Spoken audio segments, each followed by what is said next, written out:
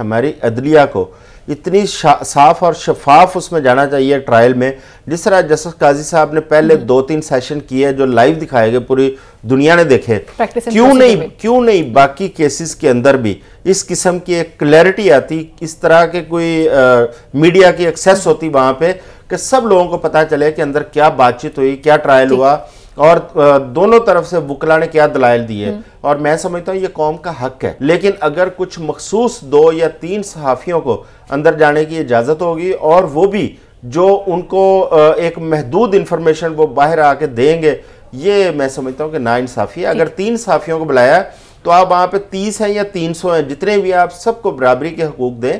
आजम चौधरी साहब, कल cipher case की समाअत है और उससे पहले अलीमा खान साहिबा का जो बयान है ये भी सामने आया। उन्होंने मीडिया से बात करते हुए कहा है कि अगर हमें पाकिस्तान की अदालतों से इंसाफ ना मिला तो हम अमेरिका की अदालतों में जाएंगे। कैसे देखते हैं आप इसे? ये देखें, हमारे निज़ाम इंसाफ के ऊपर बहुत बड़ा सवालिया निशान है और उसकी मिसालें मौजूद हैं जिसकी वजह से लोग फिर ऐसी बातें करते हैं। देखें, अभी कल की बात है, मियाँ नवाज शरीफ को सज़ा दी गई एक अदालत से जी। उसके बाद मियाँ नवाज शरीफ की पूरी सज़ा जो है वो ख़त्म होती है उसी अदालत के अंदर। उसके अलावा ये एक जज साहब PTI के चेयरमैन इमरान खान को सज़ा देते हैं, वो क्या था, जज दिलावर जी। उसके बाद वो एक अदालत से कल अदम होती है। जब हमारी अदालतों के ऐसे फैसले सामने आएंगे, आज तक जुल्फ़िकार अली भुट्टो का फैसला उसको हम अदालती कत्ल करार देते हैं, जब हमारी अदालतों के ऐसे मुतनाज़ फैसले आएंगे तो फिर लोग बाहर की अदालतों के ऊपर इन्हिसार करेंगे, दूसरे मुल्कों में जाके केसेस दायर करेंगे। बरतानिया की बहुत सारी मिसालें हैं कि हमारे लोगों ने, सियासी व गैर सियासी लोगों ने बरतानिया के अंदर जाके केस दायर किए।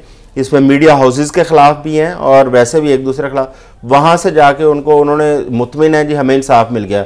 पाकिस्तान की अदालतों के फैसलों को कोई तस्लीम ही नहीं कर रहा। मैं समझता हूं कि पूरे हमारे निज़ाम इंसाफ के ऊपर जो सवालिया निशान खड़ा होता है वो नहीं होना चाहिए। और अलीमा खान जो बात कर रही है, बेसिकली वो वो डोनाल्ड लूथ है, उनकी वजह से वो इंटरनेशनल केस उसको करार देती हैं कि उन्होंने, क्योंकि वहां पे बात की हमारे एम्बेसडर से जो साइफर की सूरत में पाकिस्तान आती है, तो इसलिए केस जो है वो इंटरनेशनल सिनेरियो में चला जाता है।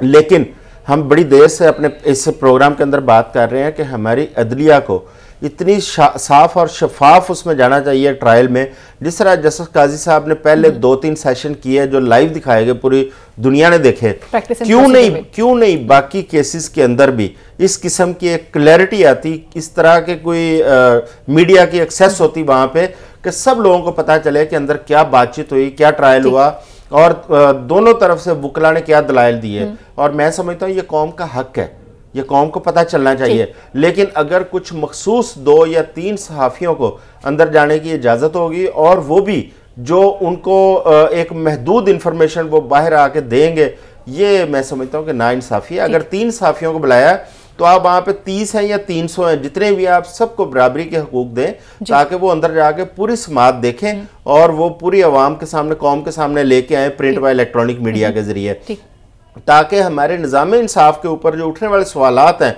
वो ना जन्म लें। और ये अलीमा खान या कोई और लोग अगर अमेरिका या बरतानिया उनकी अदालतों की बात करते हैं उसकी नौबत ना आए।